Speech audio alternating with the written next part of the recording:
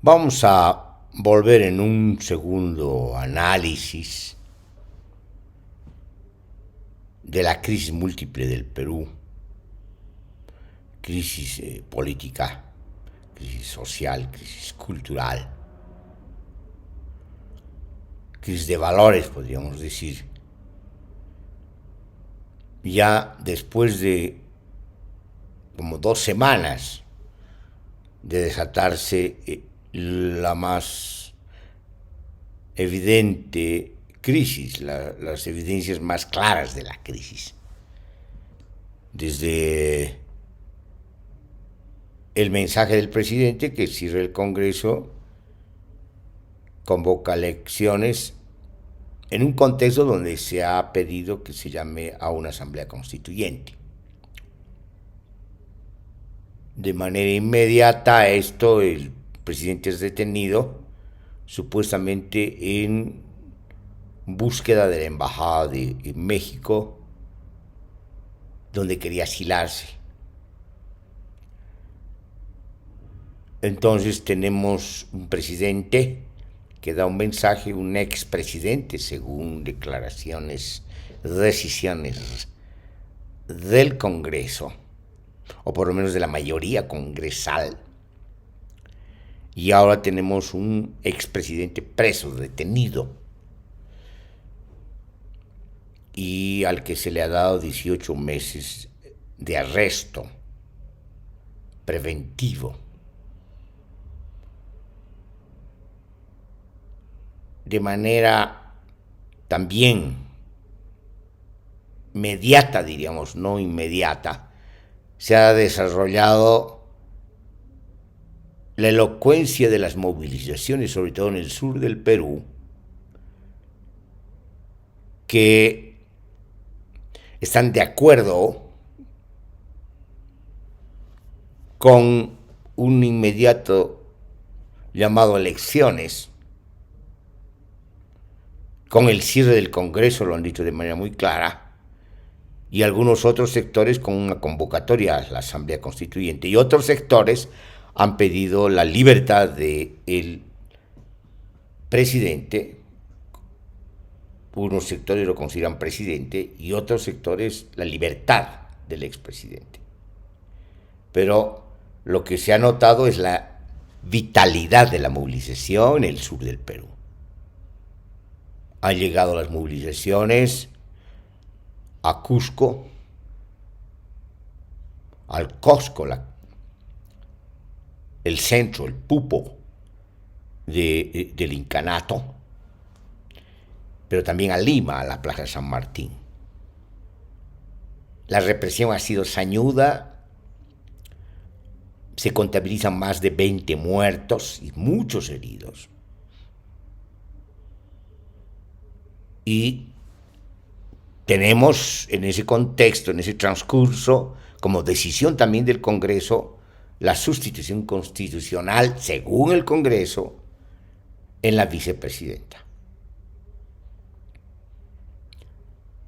La vicepresidenta, ante la presión de las movilizaciones y aparentemente teniendo en cuenta la virulencia de la represión, que ya cobra muchos muertos y muchísimos heridos,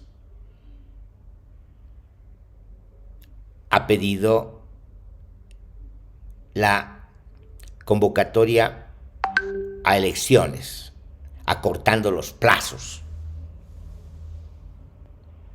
Pero el Congreso ha votado por este pedido de la presidenta y ha negado, lo que quiere decir que proponen bajo mesa o en el supuesto político y jurídico de que la presidenta de sustitución va a gobernar hasta que acabe la gestión que era de Pedro Castillo. Entonces ahí tenemos un panorama realmente contradictorio, contrastante, un tanto truculento. ¿Por qué? Porque tenemos desde el 2016 inconclusiones abruptas de presidentes elegidos, destituidos, dados en vacancia, como se dice en el Perú, por el Congreso. Es decir, los presidentes elegidos son destituidos por el Congreso y no pueden culminar su mandato, supuestamente por problemas de orden moral. Entonces, esto muestra que gran parte de la crisis en la superficie de los eventos políticos tiene mucho que ver con el factor Congreso, donde una gran mayoría es fujimorista. Y son los fujimoristas que han conspirado una y otra vez para que los mandatos no concluyan y haya crisis política, que se expresa precisamente en la destitución de los presidentes. De manera sucesiva lo han hecho.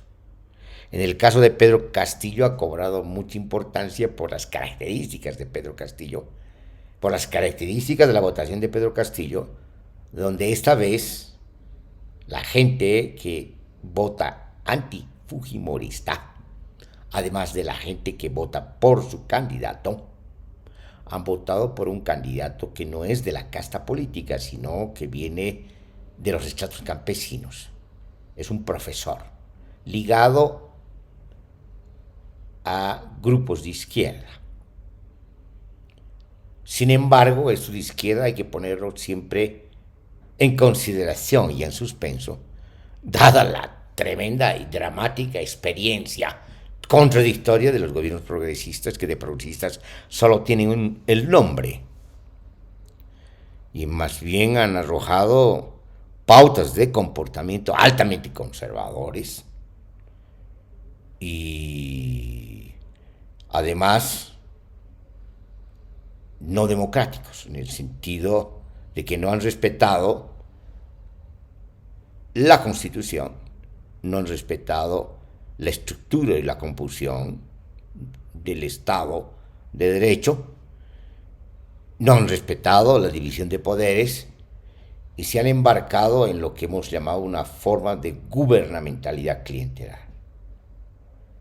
En el caso de Pedro Castillo hemos dicho el anterior análisis, en el anterior análisis, que no estamos hablando exactamente de un progresista, porque desde las primeras de cambio, por así decirlo, se han mostrado sus vacilaciones, sus limitaciones, su confusión, pero sobre todo un punto de inflexión, donde, digamos, lo que quedaba de izquierda, de sus vinculaciones con la izquierda, han sido rotas, porque ha empezado a ceder a las presiones de la derecha, ha creído que cediendo a las presiones de la derecha y colocando ministros de la derecha, sobre todo corruptos, iba a liberarse de esta presión. Al contrario, ha sido acorralado a tal punto que le iban a dar vacancia antes de su mensaje presidencial. ¿A qué nos estamos refiriendo? Nos estamos refiriendo precisamente cuando lo saca la persona más fuerte, más clara, más comprometido con la izquierda, que es Bellido, su canciller, precisamente por presiones y acusaciones de una derecha conservadora y gamonal, como decía José Carlos Mariátegui. Entonces ahí se muestra pues la debilidad, o sea, de progresista, como puede caracterizarse con todas las contradicciones a los otros gobiernos, no lo tiene Pedro Castillo. Ha sido una ilusión de la gente del campo, del sur del Perú, de otros sectores populares que han votado por él contra una casta política, no solamente contra Keiko Fujimori.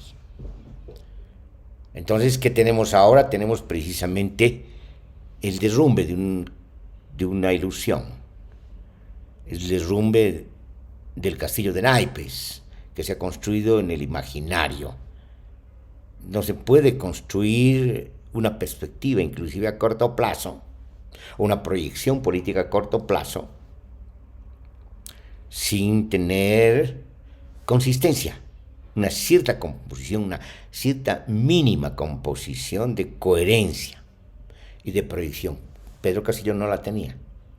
Al contrario, se ha rodeado con gente de larga data vinculada a la corrupción institucional y a la corrupción, y además ha caído en corrupción a partir de un comportamiento inadecuado de un entorno familiar.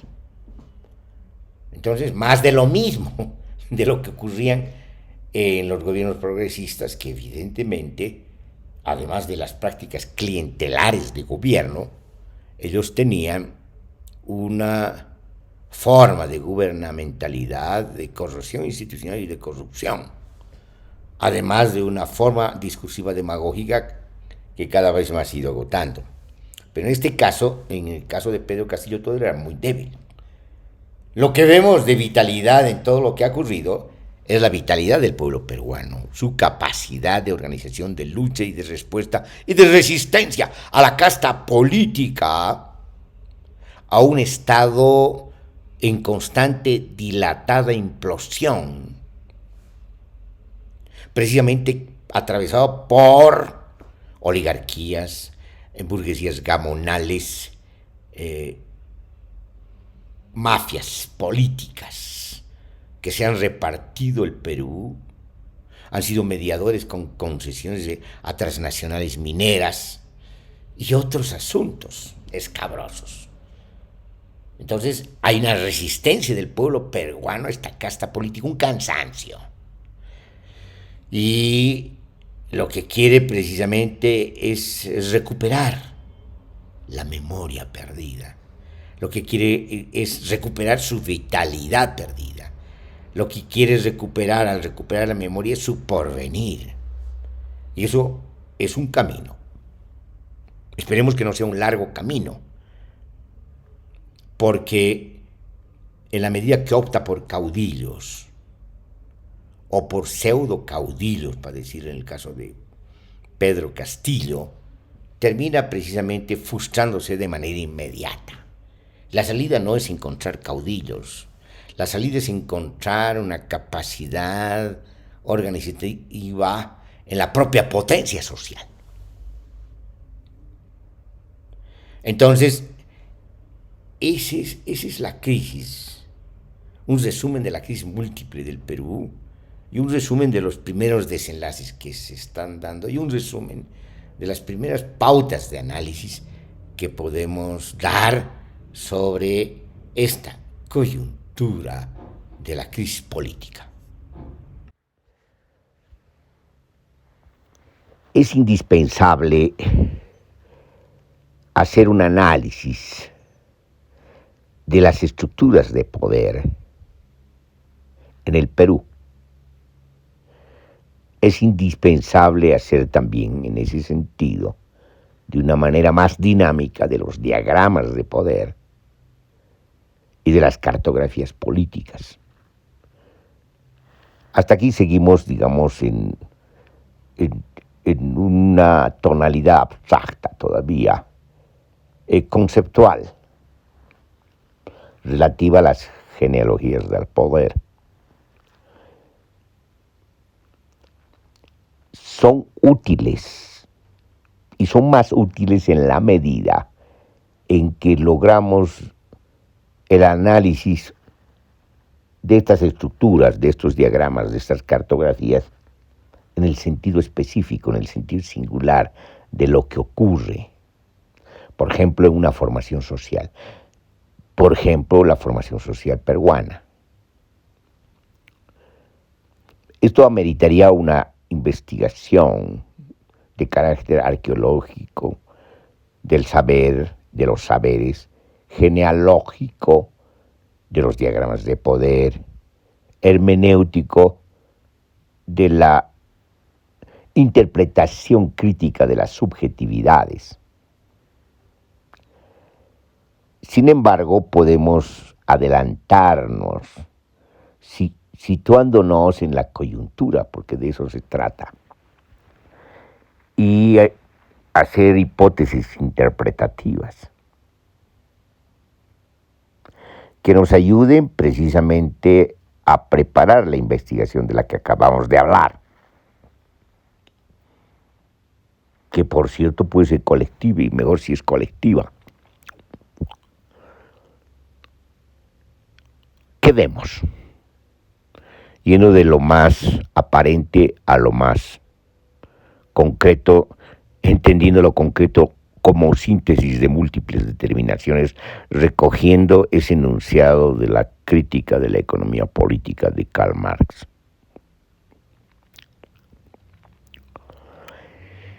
Vemos un estado de derecho deshecho, en el sentido de que no se cumplen las garantías constitucionales ni se garantizan los derechos, que han sido pisoteados durante décadas por la casta política y obviamente por la burguesía gamonal.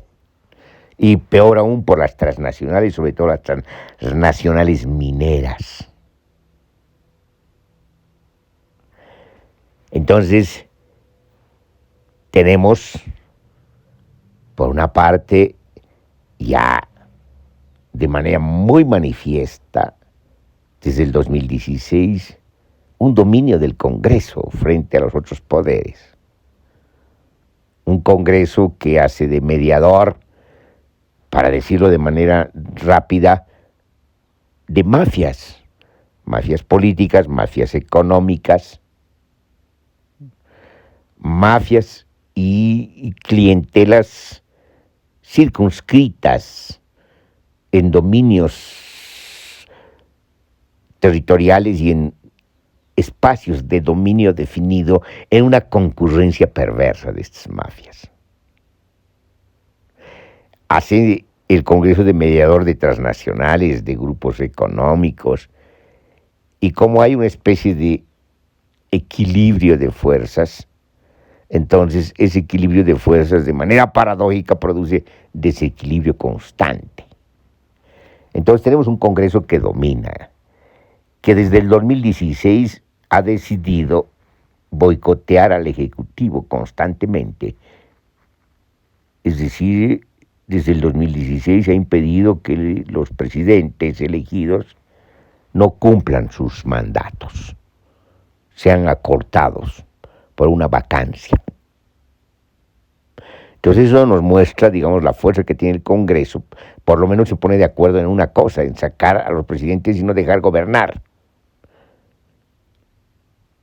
Entonces se produce en el Ejecutivo el desgobierno. No gobiernan, porque el Congreso no deja gobernar. Y el objetivo del Congreso, más que legislar, es no dejar gobernar, porque no están legislando. Y el aparato de administración de justicia termina siendo usado por los congresistas. Puede tener o no su independencia relativa, dependiendo de los campos y de los temas. Sin embargo, en lo que respecta a las vacancias, ha sido un instrumento útil del Congreso. Entonces tenemos un Estado con sus distintos poderes deshecho, desorganizado.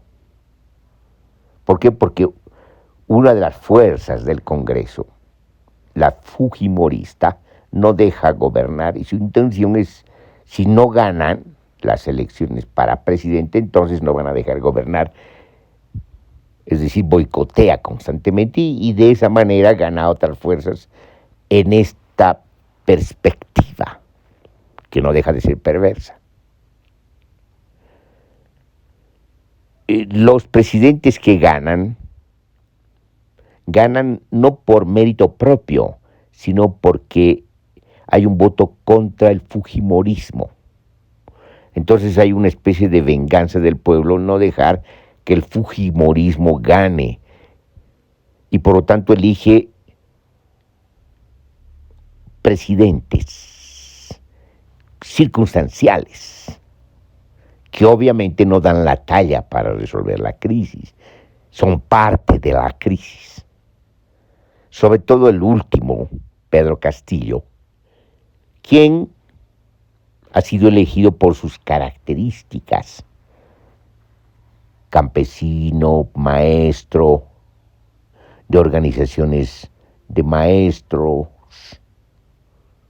y obviamente tiene un perfil popular, serrano, no forma parte de los grupos económicos de poder, y por eso ha sido más atractivo elegirlo contra el fujimorismo y contra la casta política. Sin embargo, aquí hubo una ilusión en los rasgos de Pedro Castillo, en los rasgos campesinos de Pedro Castillo, en los rasgos serranos de Pedro Castillo, en los rasgos campesinos de Pedro Castillo. Y esos rasgos han sido leídos equivocadamente, como si fueran esos rasgos esencialistas y no relativos. Es decir, los rasgos de por sí no garantizan de ninguna manera la recuperación de la memoria ancestral y el alumbramiento de un porvenir en consecuencia. Sino esos rasgos pueden ser rasgos que ya están subsumidos en un barroco cultural que ha terminado beneficiando a una modernidad heterogénea y sobre todo a los aspectos más corroídos de esa modernidad, que corroe las subjetividades, desconstituye sujetos y los vuelca hacia una concurrencia depravada por la competencia de la ganancia, donde las mayorías quedan sencillamente disputando los rebalses en el comercio, inclusive en los tráficos, no necesariamente ilícitos, pueden ser tráficos lícitos, pero lo que tenemos precisamente es una disputa del grueso de la población en los rebalses. Pero ciertamente hay consistencias en la estructura social que tienen que ver con una larga data de memoria agrícola, que tiene que ver obviamente esta memoria agrícola, por lo menos en términos de memoria, en términos de recuerdo, inclusive de olvido, con, llamaremos así, modos de producción agrícola precolombinos.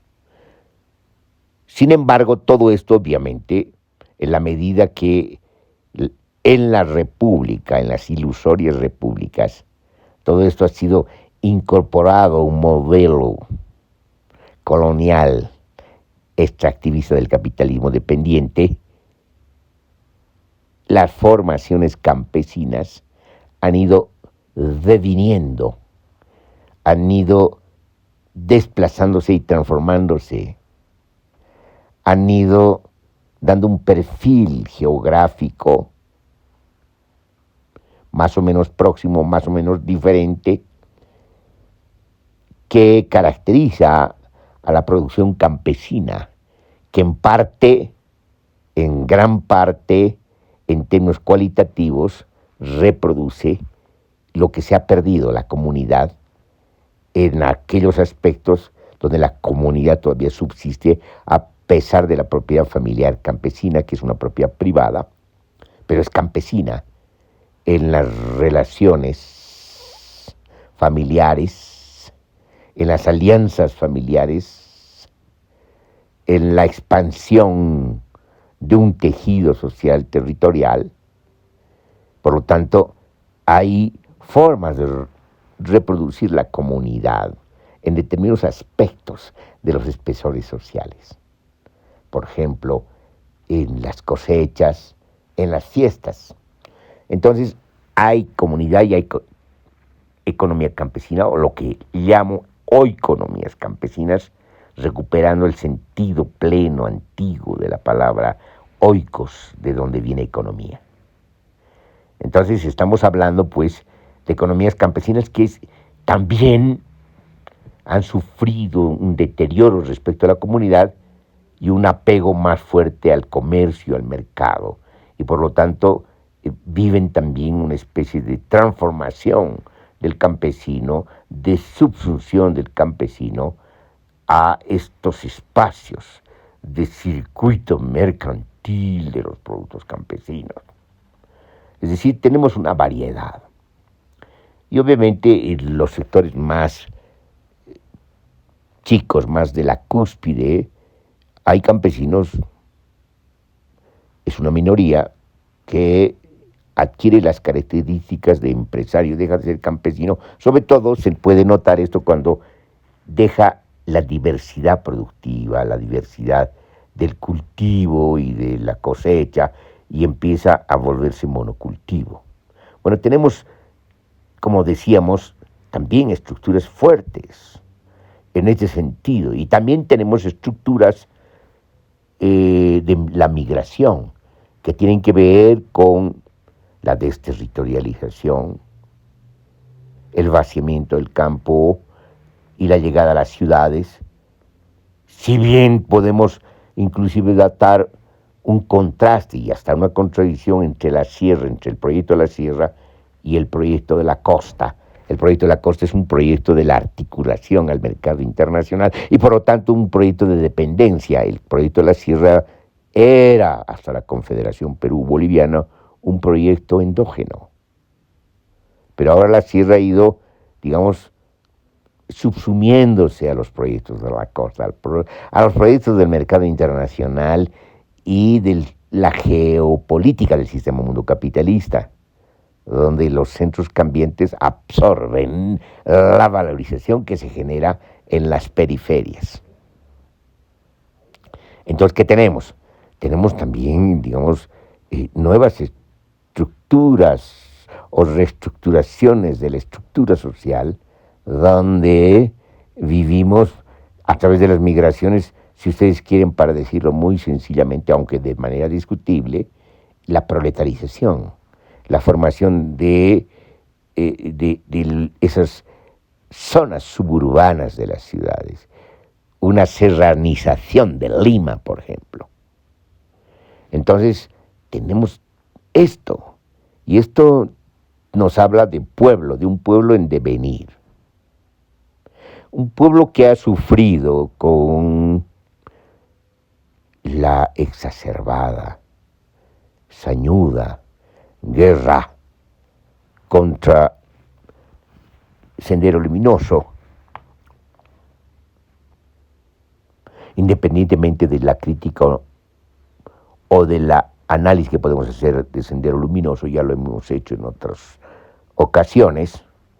Aquí lo que queremos anotar es lo siguiente, nuevamente, que se ha aprovechado esta lucha contra Sendero Luminoso para destruir el tejido social, y a través de la destrucción del tejido social y organizativo de la sociedad peruana, ¿no?, sindicalista sobre todo, se ha aprovechado destruyendo las organizaciones, de buscar la destrucción de la memoria, es decir, llevarlos al olvido. Lo que se ha hecho es destruir el tejido social y obviamente han roto el devenir de la vitalidad en acción y en construcción del porvenir. Está tardando el pueblo peruano en recuperar esa memoria y buscar que su potencia, la vitalidad, se proyecte como porvenir, es decir, como construcción colectiva de un futuro. Pero la crisis de ahora nos ha mostrado esa vitalidad, y esa vitalidad consiste en un repudio a la casta política, en un repudio a las mafias políticas, en un repudio al Congreso y a la manipulación de las castas políticas. Es una resistencia y una rebelión del pueblo que exige la renuncia, el cierre del Congreso, y eso implica fundamentalmente de que haya otras alternativas, como por ejemplo las más provisionales, que tienen que ver con el la convocatoria inmediata a elecciones de todos. Y eso equivale obviamente a formar un gobierno provisional. Independientemente de si esto va a ocurrir o no, dependiendo de la correlación de fuerzas, lo que interesa es ver rápidamente distintas opciones que se están dando. Obviamente, una de las opciones de uno de los sectores que ha pedido el retorno de Pedro Castillo parece imposible de sostenerse. ¿Por qué? Porque Pedro Castillo fue parte del problema, fue parte de la crisis y hizo lo mismo que los otros, se adaptó a las prácticas de las mafias políticas, desvirtuando lo que imaginariamente sus rasgos hicieron creer al pueblo serrano. No es la expresión auténtica de la sierra, aunque sus rasgos lo muestren. Aquí hay un problema entre el significante y el significado. Entonces, no se trata tampoco de criticar a Castillo, estaba como una hoja perdida en la tormenta. Ya estaba tragado. Lo que aquí interesa fundamentalmente es atender a la potencia social del pueblo peruano, a la vitalidad y a su capacidad de reorganización, de recomposición de su organización, de transformación de su composición de organización para apuntalar un porvenir que esté como salida histórico-política, cultural y económica. Y eso implica tener una comprensión de las problemáticas de nuestras formaciones sociales y encontrar las potencialidades, las posibilidades, las condiciones de posibilidad para alumbrar una salida a estas problemáticas, a la problemática del modelo colonial extractivista del capitalismo dependiente, a la problemática de repúblicas ilusorias que nunca en realidad se han constituido democráticamente en el sentido pleno de la palabra como autogobiernos del pueblo, y la formación de consensos en transiciones consensuadas que nos lleven a armonizaciones sociales y a la reinserción de las armonías sociales a los ciclos vitales. La crisis del Perú es profunda, pero en esta crisis, en la profundidad de la crisis, se encuentran, como se dice, las condiciones de posibilidad de resolver el problema y de encontrar salidas democráticas en pleno sentido de la palabra.